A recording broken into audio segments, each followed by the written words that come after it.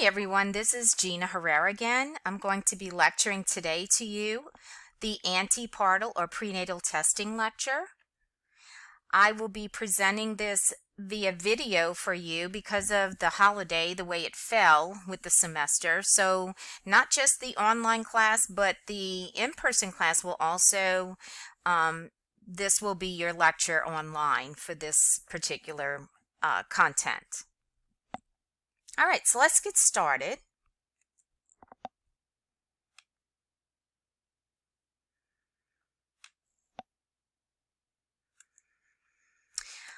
When we do prenatal testing, of course, testing can be anywhere between sophisticated testing, different lab work, but it could be ultrasounds, it could be involved ultrasounds with extra tissue extractions from the placenta and all of that stuff, which we'll talk about later in this lecture. But let's start with the prenatal labs, just the initial prenatal labs. These are usually done in the practitioner's office.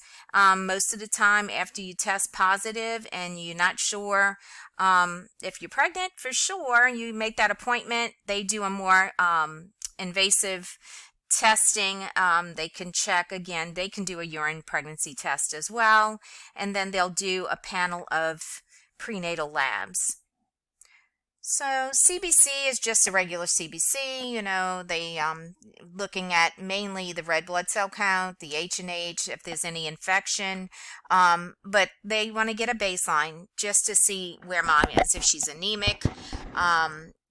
This can definitely affect the outcome of the pregnancy and maybe how we handle this pregnancy. Rubella is checking for, that is the test that we do to see if mom has immunity to the rubella virus. And that would entail, drawing the blood. And if she is immune, then that's good. You don't have to worry about her coming in contact with someone with it and maybe having some issues with birth defects to the baby. If she is not immune, and sometimes we do have people that are not immune, they did not get the vaccine and they did not actually experience the rubella virus, they will be negative, of course, because there's no antibodies in the bloodstream. So what we'll have to do is you cannot get the immunization while you're pregnancy because it is a live virus. So after the pregnancy, when mom's on postpartum, if she's not immune, she has the option to get the immunization prior to being discharged. And what we're trying to do is prevent her from, getting rubella with the next pregnancy or coming in contact with it and then exposing it to the fetus, having some birth defects or some complications. Pap smear, they'll do a pap smear just to check the cervix, just to make sure everything's okay with that. There's nothing going on with that. Group beta strep, or GBS, is an infection that usually is asymptomatic. Mom doesn't know she has it, but it's a strep infection that is present that can affect the baby, and it's very detrimental to the baby, especially the baby's respiratory system, if mom does not get treated with antibiotics. And we don't treat them with antibiotics until the end of the pregnancy when they're in labor. Or if they're going in for a C-section, they're going to get antibiotics for the C-section as a prophylaxis for infection, since she's having a surgery with an incision. But this test is done usually at the 36th week gestation, at the end, more toward the end of the pregnancy. It's a rectal swab, and again, they're looking for that GBS, or group beta strep infection that could be present. And if we know mom is negative or positive, that gives us more information on what we need to do to prepare when mom goes into labor or when she comes in. This test in particular, just to let you know, don't be surprised. Some doctors don't do it. But especially if they're a planned C-section or a repeat C-section, they just figure they're going to treat them with antibiotics at that point anyway. But if they're sometimes a first-time mom, or even just a mom that's coming in and she plans to deliver vaginally, they will definitely do this, and it's done at 36 weeks gestation. And you'll hear me talk about this in other lectures, or even Miss Shoemake when she lectures to you. So it will be nauseating how much we mention this. So GBS is group B strep or group beta strep. Glucose tolerance test, that's usually done toward the end, like the 27th, 28th week gestation. But we talk about it as a prenatal lab because it is included as a prenatal lab. And then what we're doing here is we're checking to see if mom's at risk or she has gestational diabetes, or even if she may not know and she gets tested and she has full-blown diabetes. But it's more or less just to screen for gestational diabetes. And again, it's done later in the pregnancy. Type and screen, checking for the blood type and the RH screening to see if mom is negative, if she's positive. Because if she's negative, at 28 weeks, she'll get RhoGAM to prevent any isoimmunization issues with the fetus. And then again, she'll get it within 72 hours after delivery, only if the fetus is delivered as positive RH. So if the baby's positive and mom is negative, she will get RhoGAM. We don't know if the baby's negative or positive as she's carrying the baby. So at 28 weeks, all negative RH moms will get the RhoGAM. And then after delivery, within 72 hours, if the baby again is positive. And what we're doing is we're trying to prevent the antibodies to attack the next pregnancy, because mom will build those antibodies up if she does not get that RhoGAM. Okay, and then we need to know her blood type, because if mom is hemorrhaging or some issues are going on and she needs blood for the delivery, we have to type and screen the blood anyway. Urinalysis. A urinalysis is done usually, again, just to check to see if there's a UTI, if mom has any kind of infection going on, and that's done at the first visit.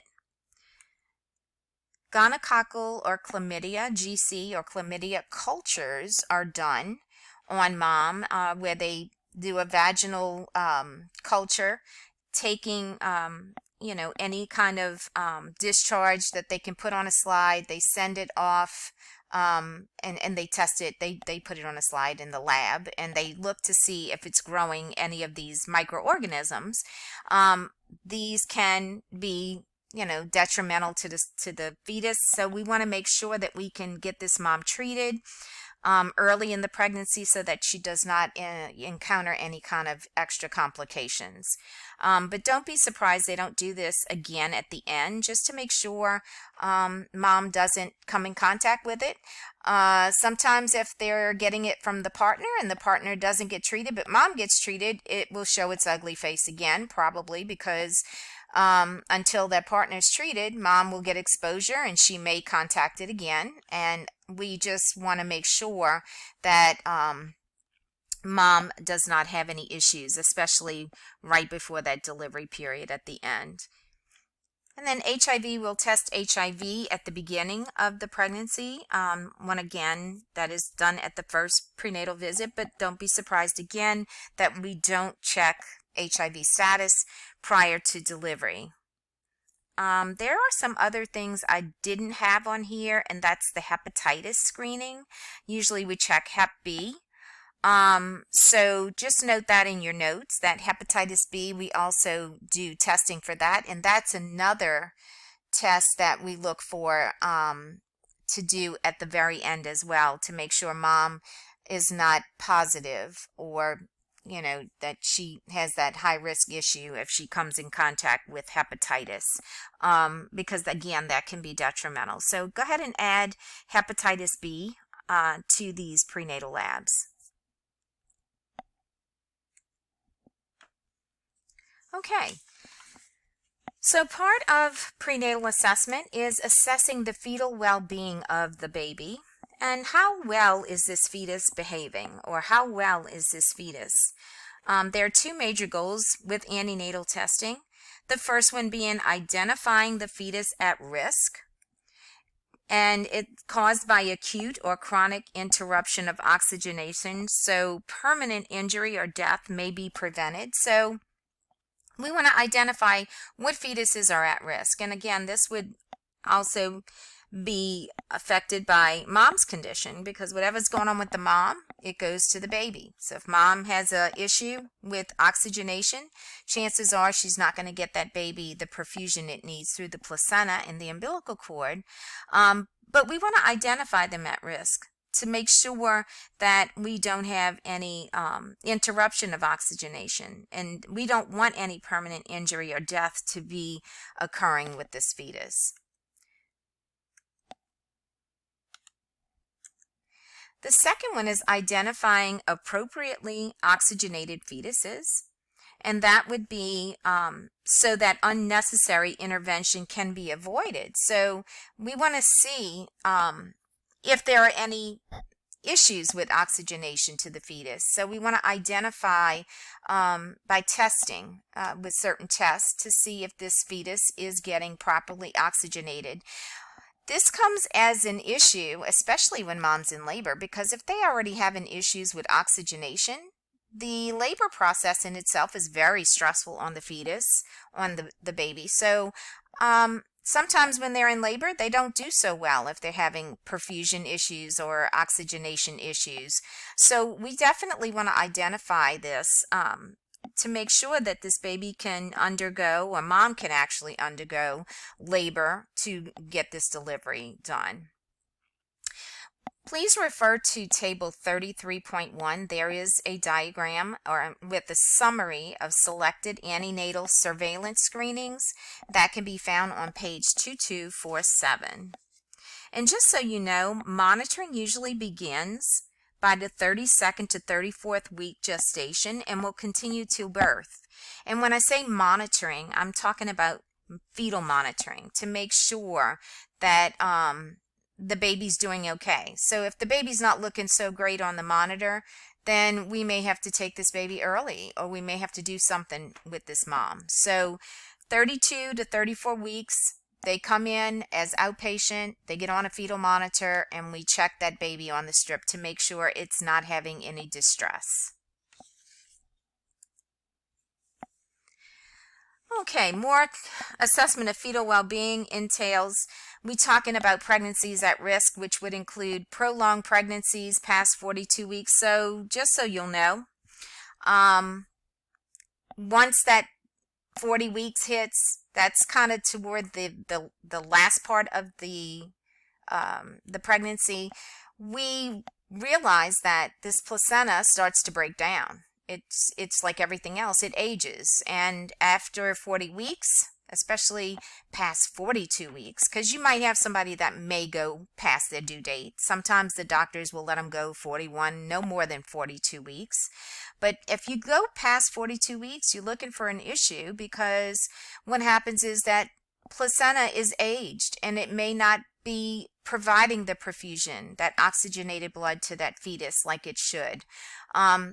If you look at an old placenta, I mean, if someone delivers at that point and you look at the placenta, you can even feel there may be some kind of sand particle feeling to the vessels on the placenta. It may feel kind of ruddy.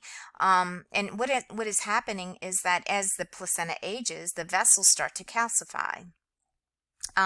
This could definitely pose a problem for perfusion. So again, prolonged pregnancy past 42 weeks is definitely putting that baby or that fetus at risk. Multiple gestation, so having more than one baby in utero. Again, especially one baby usually takes more from the other, or, if it's twins, but it could be more than twins. It could be triplets or quads or whatever. But the more mom has in that sac, and the more mom has in her uterus actually, then the more that she could be at risk. That uterus gets heavy, and she could go into preterm labor just from having that heavy uterus with those babies. So multiple gestation could definitely pose a problem. So that would put them at risk. Prior preterm birth, if mom delivered a pretermer previously in her history, she could very well do the same thing again with this pregnancy, and the baby would be at risk for premature problems. So prior preterm birth. Previous pregnancy losses before 20 weeks. gestation, or diagnosed cervical insufficiency. So what does all that mean? Well, previous pregnancy loss before 20 weeks we know is a miscarriage, because after 20 weeks, a loss would be a stillborn, right? Where they'd have a burial and everything. It would be, definitely a stillborn is more advanced, whereas the early loss would be a miscarriage. And remember, we said it's expressed as an abortion, but it could be spontaneous, happens on its own, or it could happen electively, where mom would electively go do it. So they are at risk. And then, of course, diagnosed cervical insufficiency. If mom continues to have repetitive problems with a loss, especially, more than one miscarriage, then her cervix may not be sufficiently sustainable to carry the pregnancy, especially if it starts to open and dilate early. Cervixes usually stay closed until the very end, and the cervix will soften and loosen up and even maybe start dilating at the very, very end of the pregnancy because of everything getting ready to happen. But if you have a person that her cervix doesn't stay closed and it starts to dilate, she may have a loss. She may go into preterm labor early, but that could be a problem. So that puts them at risk if they've had a previous issue with cervical insufficiency. Some other things, we look at maternal age. If they're younger than 16 years of age or greater than 35 years of age, they're at high risk. If they have any chronic maternal conditions, that would be high blood pressure or hypertension. If they're diabetic already, they already have diabetes, or they have any kind of vascular disease, anything that could put them at risk for perfusion of oxygen to that fetus. We talked about Rh isoimmunization, and that would be, again, if that mom is negative and this baby is positive, she would get RhoGAM to protect against the next pregnancy. So if mom would have some issues with the last pregnancy and she's currently pregnant, we want to make sure hopefully she got the RhoGAM if she had a baby that was Rh positive previously. Maternal history of unexplained stillbirth. Well, we don't know what happened, but this baby died in utero after 20 weeks. It could be an accident where the baby gets tangled up the umbilical cord, or the cord could get, twisted. Anything that could take perfusion or away from the baby, or a risk for lack of oxygen. So again, we want to kind of, we want to make sure that this doesn't happen again. It's not repetitive. So they would be labeled as high risk. Suspected IUGR, intrauterine growth restriction. IUGR is an issue where this baby's not growing and it's not getting the perfusion it needs. So if it is, and it's not measuring where it needs to be, and the baby's not doing so great when we monitor the baby, then we suspect IUGR, and then we'd have to do something about that, because that baby's definitely at risk of having some issues. So there is some tests that we can do, and one of them is a daily fetal movement count, or a kick count. What's a kick count? Well, fetuses spend about 25% of their time making gross body movements, and they have periodic sleep cycles, but they do move around. So when we say kick count, it doesn't necessarily mean that the baby's kicking with their legs. I mean, it could be, but even the movement of a finger, or just moving their head from side to side, or just flexing, their arm, that's movement. It's considered movement.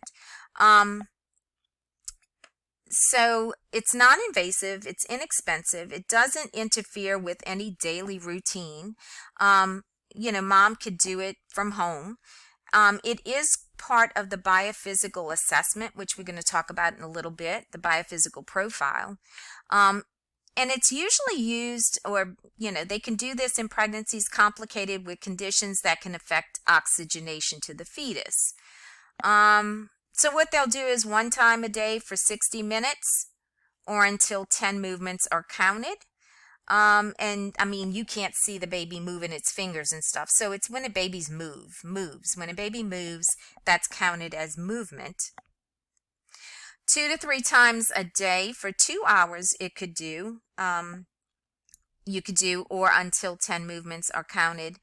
But there's no standard definition. So we could do it 1 time a day for 60 minutes or until 10 movements are counted, or 2 to 3 times a day for 2 hours or until 10 movements are counted.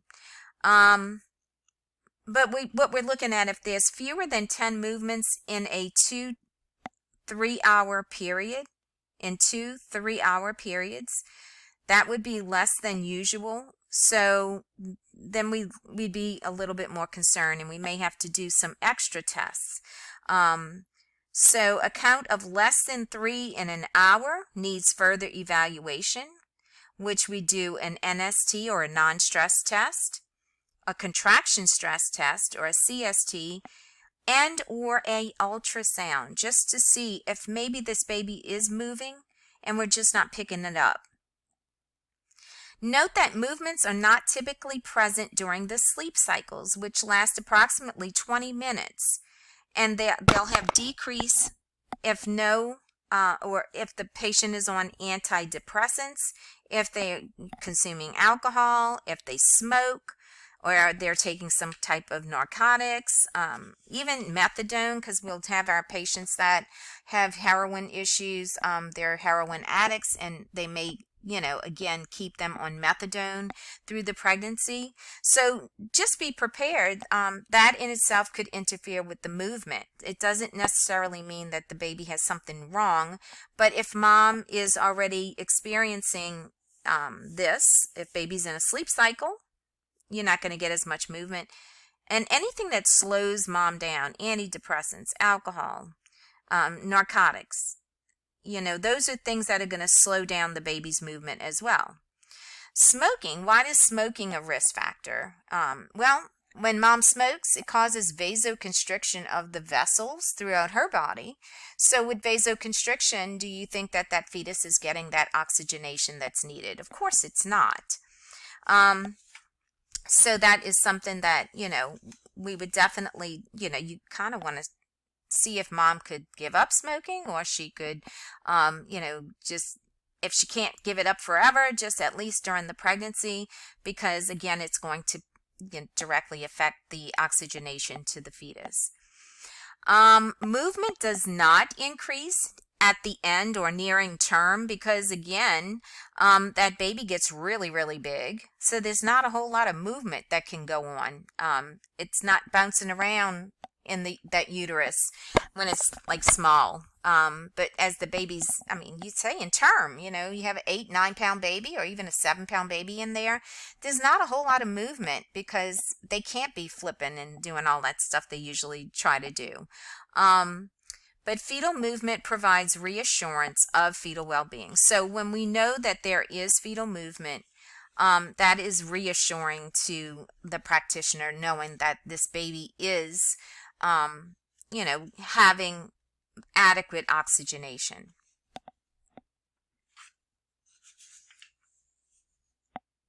Maternal assessment of fetal activity. So what are some things we want to teach our mom? You want to explain procedures for counting, especially when we're talking about the kick count. This is what I'm talking about here. Keeping a daily record, counting at the same time each day. It's usually 1 hour after meals. They can lie quietly in a side-lying position. But one thing we want to know, that the first movement could be felt around 18 weeks. At 18 weeks gestation, mom will start feeling possibly that baby moving. You want to explain what the procedure is and how to do the count and when to contact the provider. There's parameters that we give them to let them know if the baby's not having this many movements within this amount of time, you want to contact the provider. And this could differ from one provider to another depending on mom's circumstances or her condition. Do know obesity can cause a decreased sensation of fetal movement. So the baby could be moving around, but if mom is grossly obese, there's a lot of thick We call them those fluffy abdomens. They can have fetal movement, but they may not feel it. So being obese, you definitely are already at risk, but you want to remind that mom that she may not feel that baby move as much. And again, that would, if she's concerned or something's going on that she's not feeling the baby move, of course, we'd take that into consideration and have her come in, and we'd definitely check for that baby. So there's ultrasounds, and we talked about a little bit about this during that prenatal assessment lecture from last week. But there's two types: transabdominal ultrasound and transvaginal ultrasound. So transabdominal, that is when we take that big ultrasound machine and we pass that transducer over mom's abdomen. We want them to have a full bladder when we do this, because what that does is it pushes the uterus more up and forward for easier viewing of what's going on in utero. So a full bladder is preferred. Transvaginal ultrasound, we talked about that. That's that vaginal probe that's covered with that condom that's inserted in the vagina. It rests up against the back of the vagina, and it reflects images. And again, we prep the patient as we would for a pelvic exam. And like I said, this is to view usually earlier in the pregnancy is where you'd see the transvaginal ultrasound. So we could actually see the baby's heart rate transvaginally. Sometimes at 5 weeks gestation, you'll see the baby's heart rate. You could see that just to be reassured that this baby is okay. Usually when you see the heart rate, that's a good sign. So if we need to see it early in the pregnancy, if mom's at risk for losing the pregnancy or she's worried about losing the pregnancy, we would do a transvaginal ultrasound. Transabdominal later in the pregnancy, again, that full bladder is preferred. What happens with ultrasound is it's intermittent ultrasonic waves that, again, display an image of some sort. It's non-invasive, painless, it's non-radiating. There's no known harmful effects to either the woman or the fetus. There's so much more to ultrasounds than they were maybe when I had ultrasounds way back in the dark ages. Ultrasounds now are more sophisticated. They used to have just 3D, but now we're seeing more 4-dimensional ultrasound. So it's even more, it's even more real. And a lot of time you see the baby, the face of the baby, and you can see the baby actually sucking its thumb, and the baby's facial features almost look like they do when the baby's born. So it just is so much more crisp and sharp and picks up so much better with technology. But sound frequency is used to create this image, and it can be, again, performed abdominally or transvaginally. There's 2 different types, just know that. It's really important, that we have this, and it's actually beneficial because we can check for fetal surveillance through the ultrasound, and we can get that critical information that we need, such as fetal activity, fetal and placental anatomy, gestational age, how old is this baby? We can measure the baby. We can do measurements through the ultrasound, and we can check for fetal well-being. Normal versus abnormal growth, we can look at that. And it also can be assisting. It's used to assist with other tests, like a CVS, chorionic villus sampling, which we'll go over in a little bit. Transvaginal ultrasound. So again, let's go back. Transvaginal. What are some of the benefits? Early identification of pregnancy, observation of the fetal heartbeat. You can see breathing movements. You can ID if there's more than one embryo or fetus. We can do measurements, and we can assess the growth pattern of the fetus. We look at number, size, and location of the gestational sacs. Is there more than one sac present? And then presence of fetal, cardiac, and body movements. Presence of any uterine abnormalities. If this mom has fibroids or a septal uterus, bicornate is another it's like it almost looks like two uteruses together. So we can look at uterine abnormalities and fetal viability. How viable is this baby? Chances of it surviving in outside the uterus.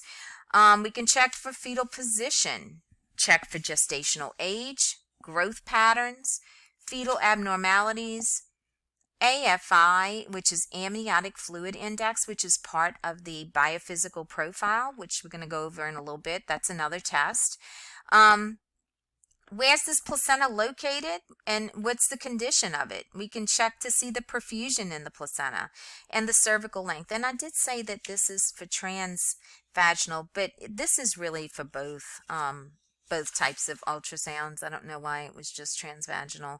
I think transvaginal, again, that early stuff that we want to look for, like the first time that baby's heart's beating and that early identification that there is a present pregnancy.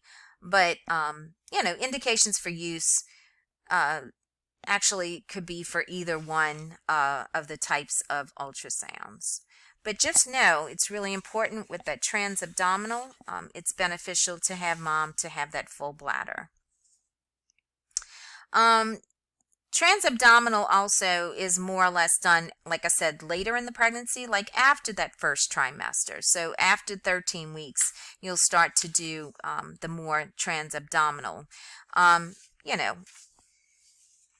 Transvaginal, again, just looking at my notes just to see if there's anything else I needed to tell you. You don't need to have a full bladder. It's done with a probe. Mostly done in the first trimester. You can also detect ectopic pregnancies and monitor the embryo to help identify abnormalities. You can use it to establish gestational age. We said you can see the fetal heartbeat. Actually, it says 6 weeks, but I know it could be 5 to 6 weeks. So just know that. And you can even measure the cervical length with the transvaginal. So let's see what else. We kind of went over all that other stuff. And like I said, these can accompany other tests, these ultrasounds, especially the transvaginal.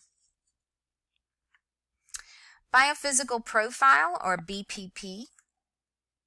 Well, let's go back. Let's see. This is an ultrasound. Again, this is just kind of a regular transabdominal ultrasound.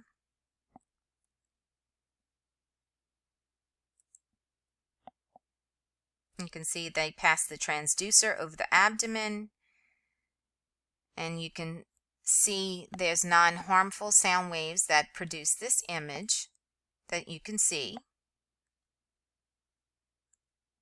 This is that vaginal probe. It's inserted in the vagina, and again, it rests up against the back of the vagina and reflects those images as well, done earlier, like in the first trimester. So biophysical profile, or BPP, this is a comprehensive assessment of 5 variables: fetal breathing, fetal movements, fetal tone, amniotic fluid volume, and fetal heart rate.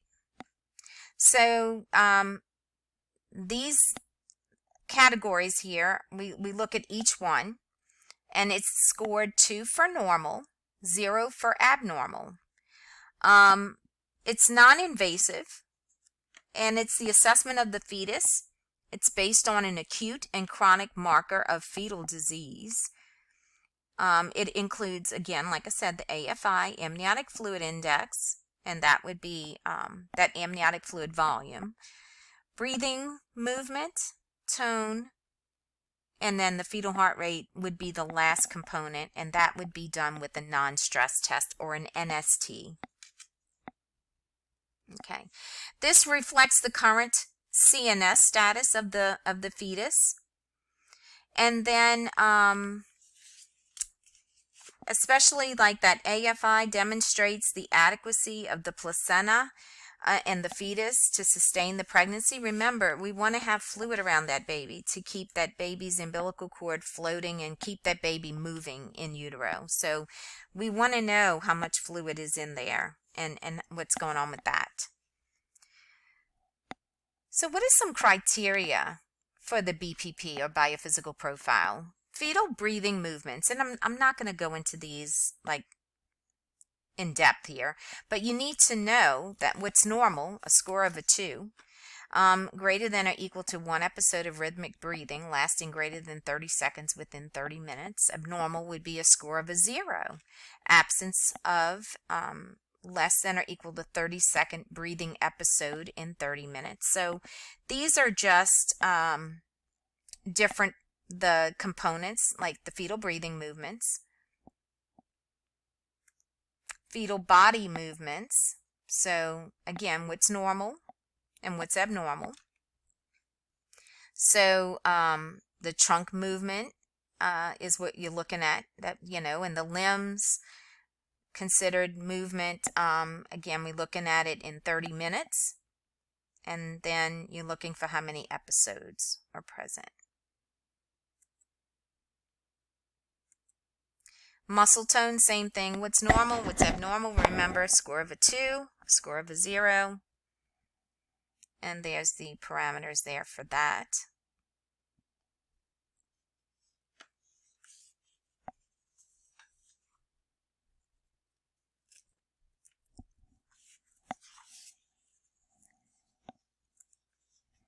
So the amniotic fluid volume, how much fluid is around the baby? So at least one pocket of fluid that measures at least 2 centimeters in 2 planes. And again, that's, that ultrasound machine measures. It's very sophisticated. It can measure how much fluid is there. It measures it in centimeters. And then abnormal, score of 0. The fluid's absent in most areas of the uterine cavity. The largest pocket measures less than 2 centimeters. So fluid pockets cannot have a body part in it when it's measured, because that would definitely not be accurate. But again, when the person doing the ultrasound, they're aware of that. The ultrasound tech or even the perinatologist would be a high-risk OB doctor that would do specific testing on high-risk patients. So the ultrasound can stop at some point here and give a score of an 8 out of 8 instead of a 10 out of 10. But the NST is part of the BPP. So it could stop with the score of an 8 out of 8 instead of a 10 out of 10, because that would be okay. But if the NST needs to be done, then you would see if it's reactive or non-reactive. So when we say reactive, that means that the baby's heart rate is having greater than or equal to 2 accelerations present, peaking at least 15 beats per minute above their baseline. So if a baby's baseline is tracing at 120, that means that the acceleration needs to be at least 135 or higher for 15 seconds, lasting 15 seconds. And that would be testing mom for a 20-minute period. Okay. Non-reactive, if there's no or absent characteristics for a reactive test, and could even do it as long as 40 minutes. Why would we do it for 40 minutes instead of just calling it at 20 minutes? Remember, our babies go into those sleep cycles, so we definitely want to make sure, because even the accelerations with the heart rate, if a baby's at a sleep cycle, you may not have as many accelerations present. So we want to allow time for that sleep cycle, and before we determine if it's not normal or it's actually non-reactive. So here's a reactive NST, you can see, and that would be those accelerations. You see how that baby's heart rate goes up? It's got to go up. Remember, at least 15 beats above the baseline. And actually it's going to be in a 20-minute period, 15 beats above the baseline, lasting at least 15 seconds. And you're like, Miss Herrera, what does all that mean?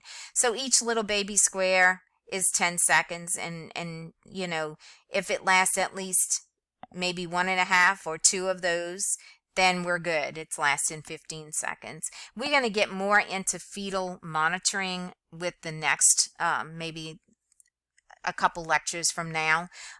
So this test will be done. This test information will include this lecture and all of the labor lectures. So it'll all come together, I promise.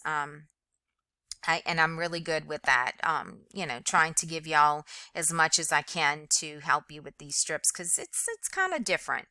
But this is reactive. Just know there's at least 2 or greater episodes where the baby's heart rate is 15 beats above the baseline, lasting for at least 15 seconds, and this is all done in 20 minutes. So that would be if it's reactive. Well, how do you know what a minute is? So if you look at one bowl line to the next, there's 6 baby squares in there that are 10 seconds each. So that's 60 seconds. Okay, so from one bowl line to the other is a full minute, because there's 6 baby squares lasting 10 seconds each, making 60 seconds.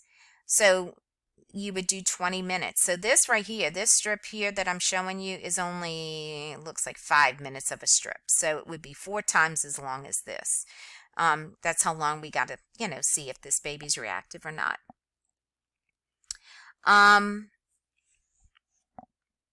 This is non-reactive. So you can see where it's more flat. The baby's not having any accelerations. Right now, this baby's heart rate baseline is 140. If you're looking at it, it's right below that 150 mark. So there's nothing going on. This baby's either sleeping or this baby's just not getting perfusion. Something's going on here. But again, if it looks like it's non-reactive, we definitely want to give 40 minutes.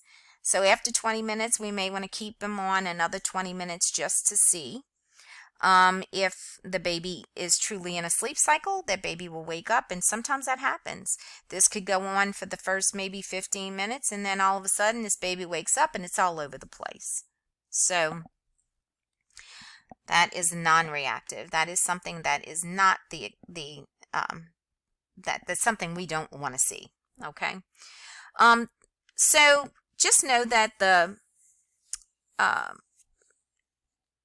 NST is a non-invasive test. The patient is placed on an electronic fetal monitor. They're given the button to press. When they feel the baby move, they press the button. And it's instructed to hit the button. They're instructed to hit the button when they're feeling any fetal movement. You should see accelerations or an increase in fetal heartbeat with each movement. Again, the first 10 minutes of the strip is used to establish a baseline. So we want to make sure we know what's the baseline. And then we'll start the test. And it lasts about 20 minutes and up to, again, up to 40 minutes, depending on what the findings are. So we're just checking to make sure. This test is really, the purpose is to check to see if the fetus is well oxygenated or at risk of injury or even death. Okay. So if my baby is sleeping and I want to wake it up, well, let me go back because I want to go back over some of this other stuff. A reactive NST, it could be, again, the NST is part of the BPP. And we usually lay the patient down in the bed and we just give them, again, the little button to press when they feel baby move. And let's see. If the baby is in a sleep cycle and it's not moving around a lot, or we want to wake it up to make the test go faster, we can use this is called a fetal acoustic stimulator. Or it makes an obnoxious buzzing noise. So you press it and you put it on the baby's, on the mom's abdomen. And what we're doing is we're going as close as we can to the baby's head. And that's where the baby's going to hear it the loudest. And usually the baby will wake up if it's truly in a sleep cycle. Sometimes we do this just to speed up the test if it's been, lasting a long time. It vibrates. There's a little, like that little disc on the machine or the little monitor. It actually vibrates and it makes like a loud, obnoxious noise. And the baby can hear it, especially, again, you want to make sure to put it where the baby's head is, where the baby's ears are near. And it can shorten the NST. And it's very non-invasive. Again, it doesn't do anything to the baby. It just makes them move around. Usually they don't like the noise. It's very obnoxious.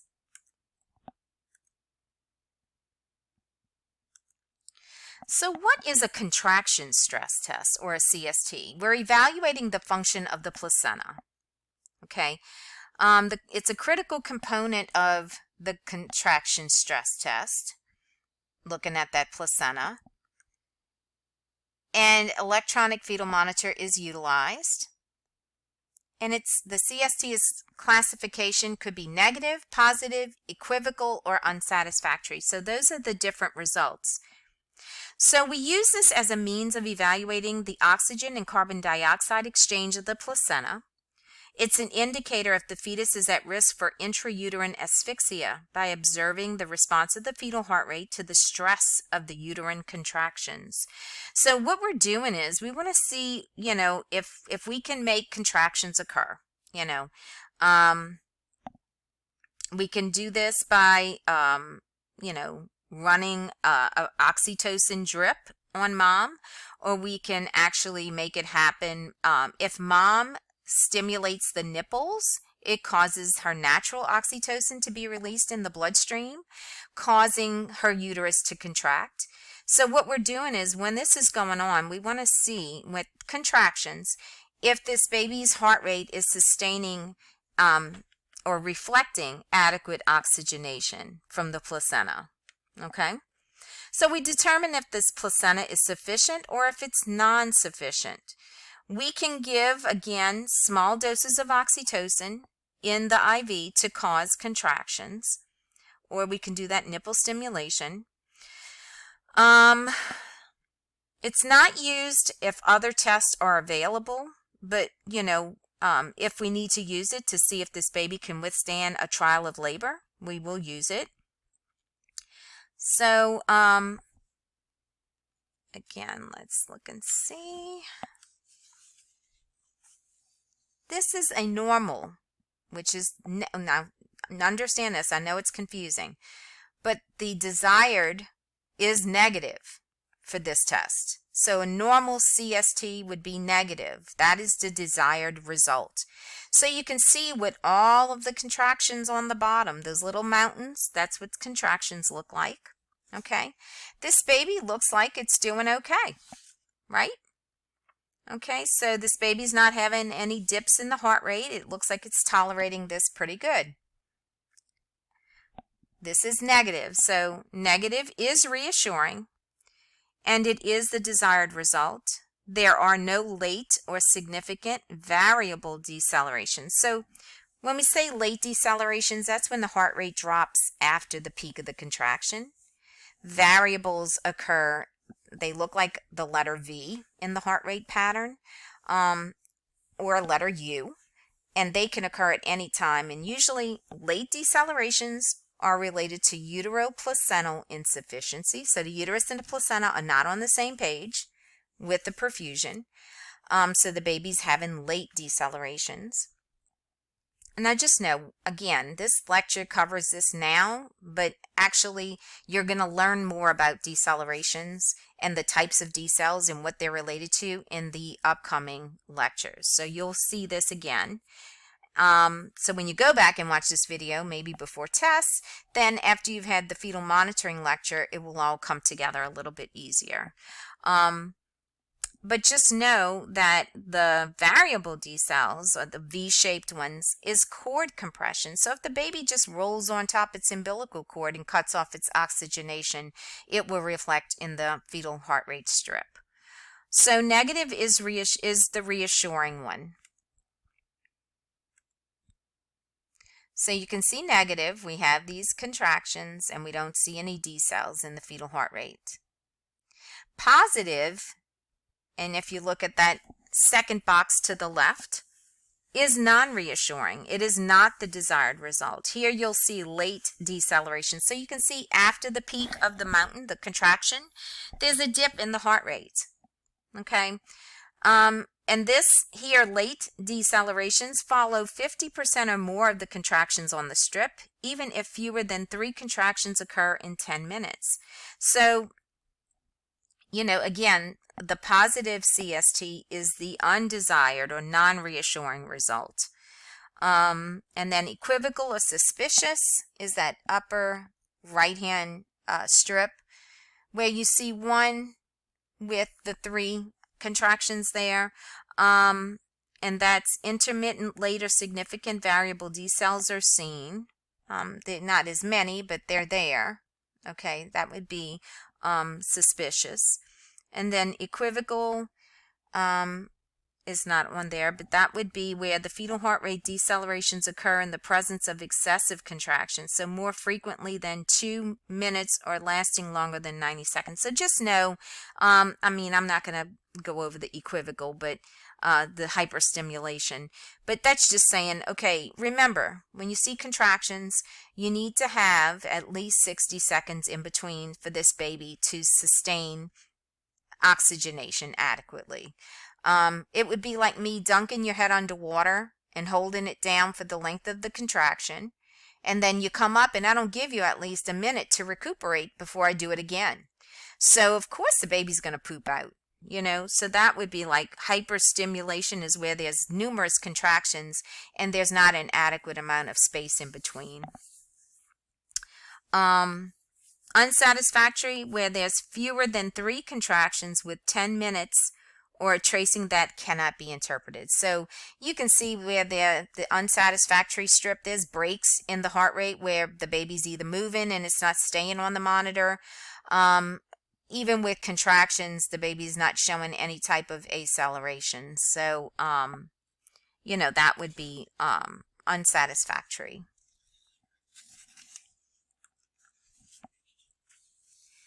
So when is this CST, contraction stress test, contraindicated? A patient that's prone to preterm labor, who is at risk for it, or has it, like if they've already had an episode of preterm labor or they're at risk for preterm labor, we don't want to do this test because we can put them into true labor and then we'll have an issue if they deliver too early. Someone who has an extensive history of uterine surgeries or a classic uterine incision from a prior C-section or a cesarean birth. So somebody that has classic uterine incision, and that's the big incision, that's the big one right down the middle. And usually they're at risk for having a uterine rupture. So we don't want to run this, test on them. Or a diagnosis of a placenta previa, where the placenta, instead of going up on the uterine wall, it goes to, it should be like at 2 o'clock on a clock. If you were looking at a clock, it stays low lying, or it's low lying, or it's previa. Previa means it's covering the cervix. So we definitely don't want to do anything to agitate that issue. Premature rupture of membranes. Well, the membranes, when we say they're ruptured, that's a fancy way of saying that the patient has a broken water bag. So if she has early ruptured membranes, we definitely don't want to stimulate labor to occur, running this oxytocin or having this natural oxytocin released in the bloodstream, because we can put them at risk for having a premature delivery.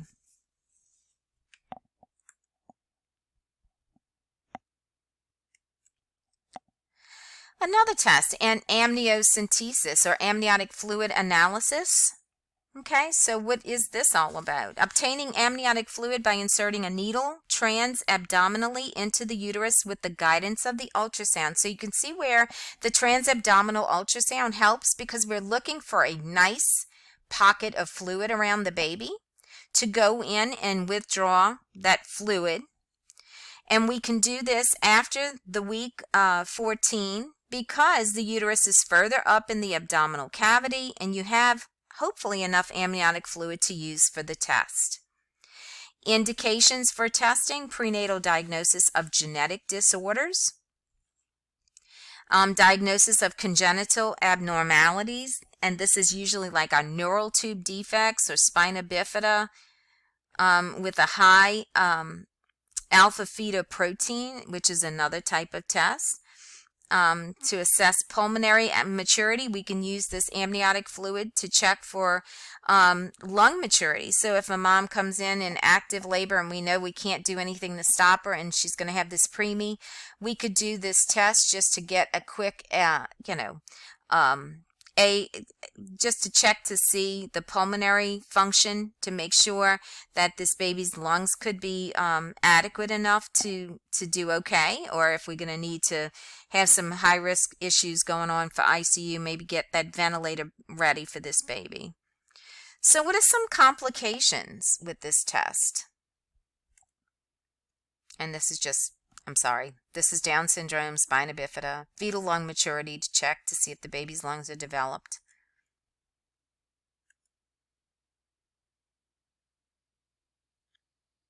Okay, this is another test.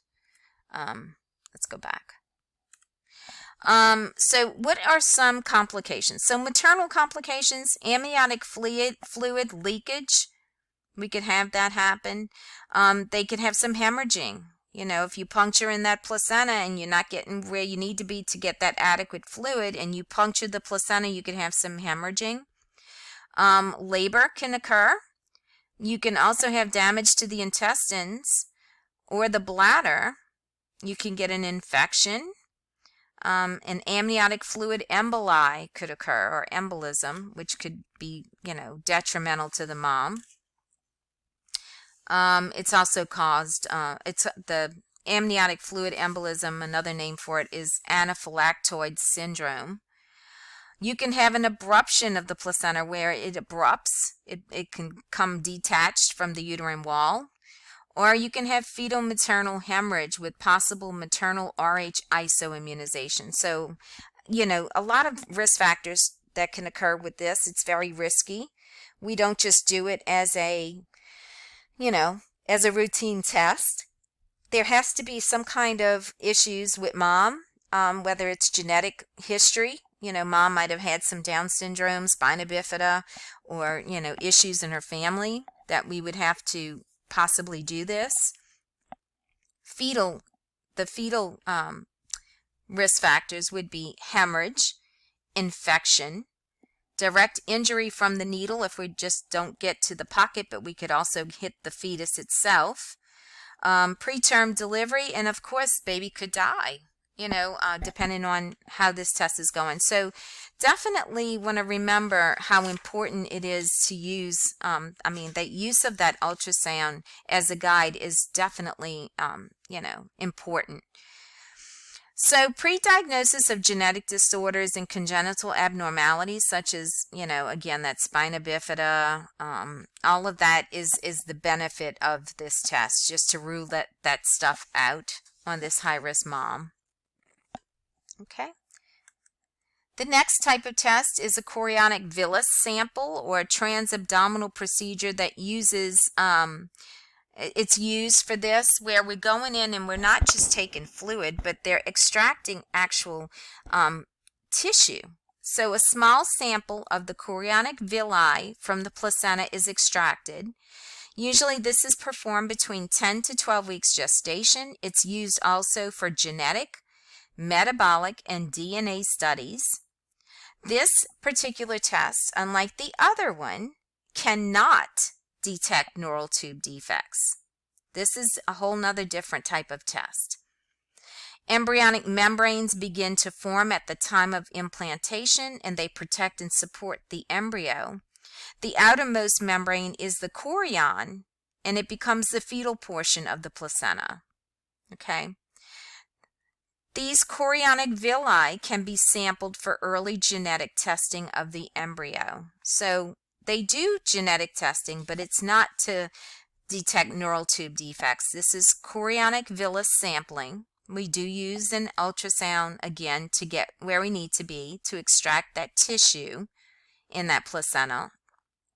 And it's performed between 10 to 12 weeks gestation. Genetic testing.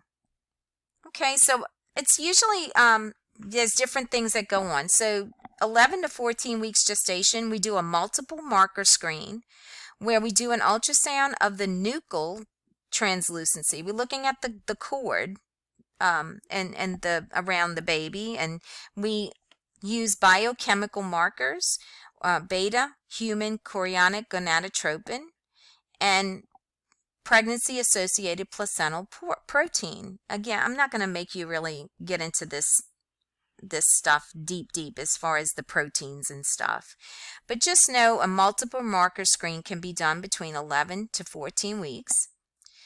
Between 15 to 20 weeks, we do an MS, it's maternal serum alpha fetoprotein, and an AFP, you might hear me say.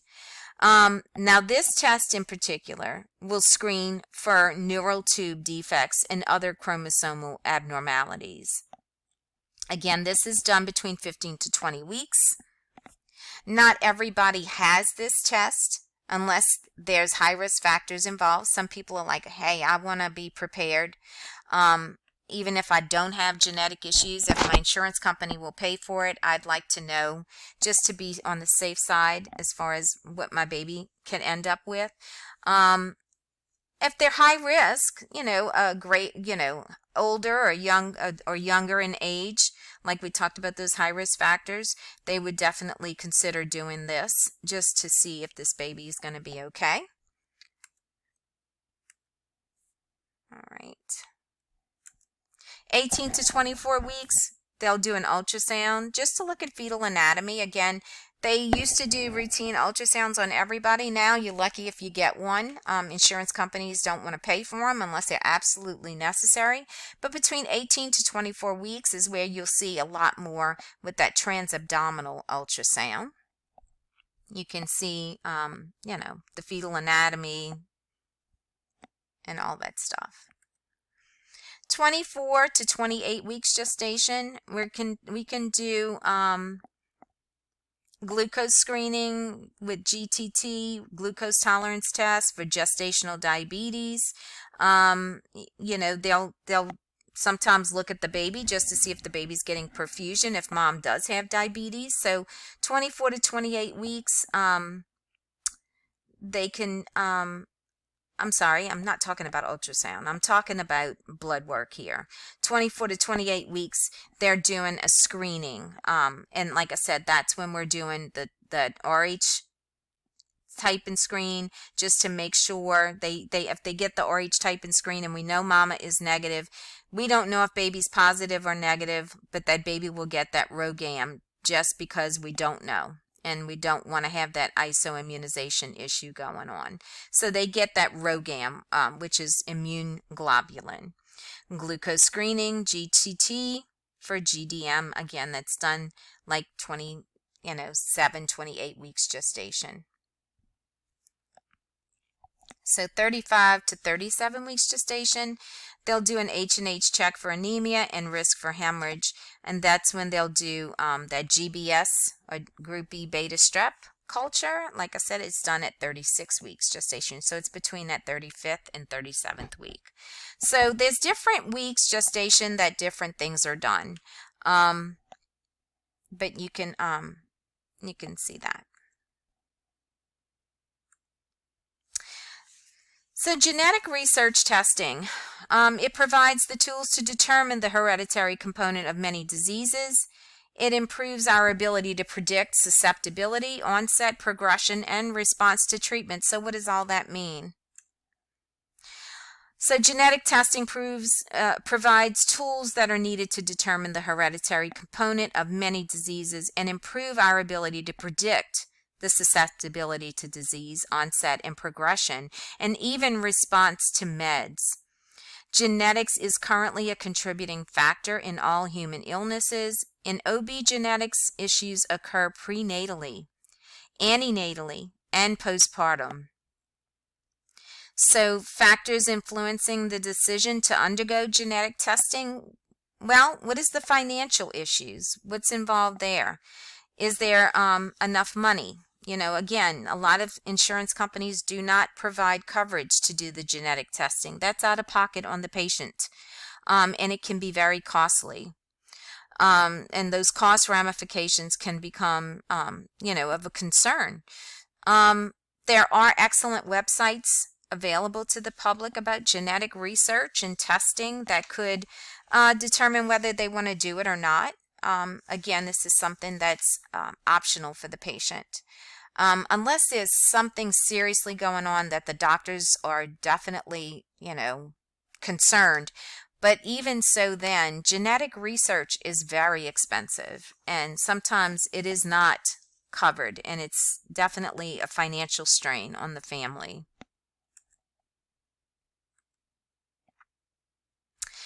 Know that genetic disease can affect the individual families as well. It affects the individual as well as the family and communities and society. Okay. Advances in genetic testing and genetically based treatments have altered care. So genetic testing may be being more prepared to what's to come, and having treatments available can help with the care. Genetic testing involves the analysis of human DNA, RNA, chromosomes, or proteins to detect or abnormalities related to an inherited condition. Genetic disease affects people of all ages, socioeconomic levels, and racial and ethnic backgrounds. So it is, genetic disease can affect all. It's not, only one group in particular. There is an impact of genetic disease on the family and community in regards to financial aspects, lifestyle alterations, cost of long-term care. So it's not just genetic testing that's costly, but if there's something going on there, this could be long-term care issues, physical health problems, coping with intolerant public attitudes, and social isolation. When you have a child that has a genetic condition and they go out in public, people frown upon those children, or they frown upon those individuals. So it could definitely lead to some isolation. But what can we do as nurses? Well, we want to develop a plan of care that can incorporate genetic assessment. We want to identify genetic information, resources, and services that are specific to our patients. We also want to identify ethical, cultural, legal, and fiscal issues related to genomics. We also want to facilitate referrals for specialized services and nursing diagnosis that are related to care of the patient, and not just the patient, but also considering the care of the family as well.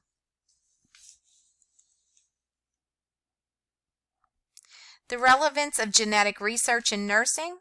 Genetics-related nursing activities, collecting, reporting, and recording genetic information, offering genetic information and resources to clients and families, participating in informed consent processes, and facilitating informed decision-making. Care of families who have lost a child to a genetic condition. You definitely, again, these are all things that we deal with as nurses. So research with perinatal patients may create ethical dilemmas for the nurse. It can create an ethical dilemma for you. You almost have to put your personal feelings aside, and we're caring for these patients, and we don't judge them for their decisions. Amniotic fluid samples places fetuses at risk, so there's risk factors with the physical testing. You have to make sure that your patients are fully informed about their rights, their risks, and potential for harm. Do the benefits outweigh the risks that are involved? Okay. Ethical, legal, and social implications. So privacy and fairness and use of interpretation of the genetic information. So you want to provide privacy for the families. Clinical integration of new genetic technologies, and issues such as possible discrimination and stigmatization needs to be considered with these families.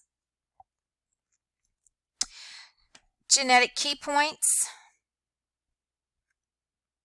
Genetic disease affects people of socioeconomic levels and racial and ethnic backgrounds.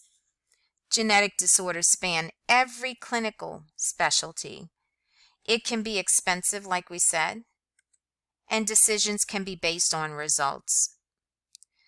So some families want to do something with the results based on those results. Some are just like, no, I'm okay with it. I'm just gonna, I'm just gonna continue on here and I'm not gonna, worry about it until actually I see what's going on once the baby's delivered. But chromosome abnormalities are a major cause of reproductive loss, congenital problems, and gynecological disorders as well. When we talk about abortion, so I'm not going to go into a whole lot of this, but depending upon the results of prenatal testing, patients may choose to abort after consultation with their healthcare provider with either presumptive or positive results for congenital defects. If caring for a patient post-abortion, either spontaneous or elective, regular post-op care is provided. Okay, laws govern abortion and they vary from state to state. And for our purposes, this is not going to be testable. Okay, so again, I'm not going to go deeply into this, but this is just something that we want to consider when we're dealing with our patients. As far as assessment, ongoing assessment, general guidelines for prenatal visits. So when does this patient get seen? So every 4 weeks for the first 28 weeks of the pregnancy, every 2 weeks until the 36th week of the pregnancy, and then after that 36th week, every week until delivery. The pregnancy. So when we talk about the pregnancy, there's attitudes and expectations, understanding of pregnancy changes, health teaching needs, support available, knowledge of infant care, as well as nutrition are some things that, you definitely want to zone in on with your pregnant mom. And of course, we're going to be constantly assessing all of this. Implementation, nursing care of parents over 35. So what's that going on there? Well, they're at risk of death, has declined dramatically. Okay. Birth rate for women 35 to 39, 40 to 44, highest in more than 3 decades. Remember, we are seeing these older moms come in having their first babies. These women are more career oriented, where we used to see long time ago, the mother was not maybe she didn't have a career, so they started a lot earlier, but we have women that want to get their careers underway. They're marrying later, or they're finding significant others later in life to have babies with. Women over 35 are more likely to have chronic medical conditions that puts them more at risk. So cesarean birth rate will be increased. And then there's a risk of conceiving the child with Down syndrome the older the woman is. And like I'm saying, over 35, you're looking more at more high risk issues to occur.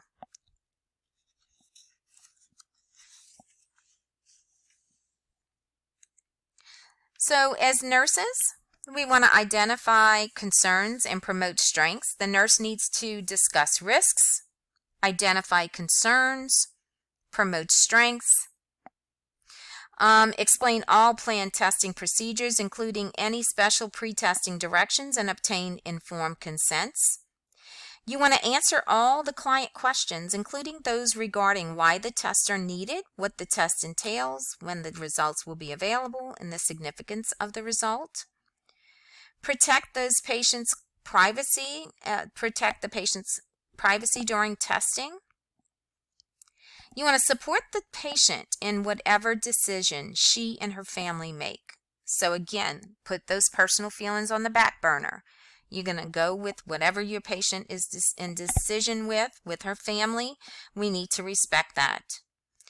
You want to demonstrate non-judgmental attitude and do not project your beliefs and feelings on the patient. Again, this is something that it's not all about us. It's about them and their decision. For couples who decide on amniocentesis or chronic villi sampling, we want to provide information and answer questions, provide comfort, emotional support, and protect privacy again during their testing. And just so you know, we as nurses are not to inform and get written consent from our patients. That is solely the healthcare provider's job. There to explain. And being an OB, sometimes I get pulled to prenatal testing, and the OB doctor would say, yeah, I talked about it with her and I gave her instructions and we talked about it. She consented to this test and, she signed it. I need you to sign your name saying that you witnessed that she consented. And unless you're absolutely there in person and you see them physically explain and the patient physically sign her name, you can't be a witness to any kind of consent. That is definitely not an ethical thing. That defies the whole purpose of being a witness. You didn't witness it, so don't let anybody talk you into doing that. No more than you're not supposed to give them, unless you're the patient, unless that person is performing that actual test, which would be the healthcare provider or a technician. But even a technician, usually the perinatologist or the doctor gets the informed consent. You don't get a consent, because unless you're absolutely involved to the point where you're performing the test, that is really the healthcare provider's position. As far as evaluation, expected outcomes may include client, partner are knowledgeable about pregnancy, expectant couple, and children, if any, are able to cope with the pregnancy and future implications. The client receives effective health care throughout the pregnancy, the birth, and postpartum. The client and partner develop skills in childcare and parenting.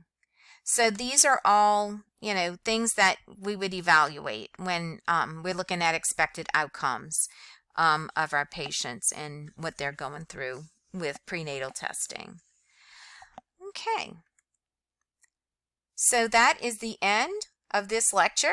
It's a little lengthy, I know, but it has more information, so much that you need to know and focus on. And, again, if you have any questions or concerns, please feel free to contact me via email, and I'd be more than happy to go over anything with you. I hope y'all have a good rest of your day, and I will catch you again next time. Thank you.